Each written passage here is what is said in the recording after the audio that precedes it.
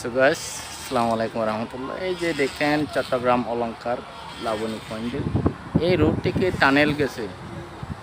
এখান থেকে রাত্রে যাওয়ার সময় টানেল থেকে যাবে, এই রোড থেকে যাবে। ইনশাল্লাহ আমি আসার সময় টানেল দিয়ে আসবো। ইনশাল্লাহ সবাইকে দেখার জন্য চেষ্টা করে যাব। টানেলের পরিবেশটা কীরকম, টানেল কতটুকু গভীরে যাবে সেটা আমি সবাইকে ভিডিও ধারণ করে দেখাবো ইনশাল্লাহ।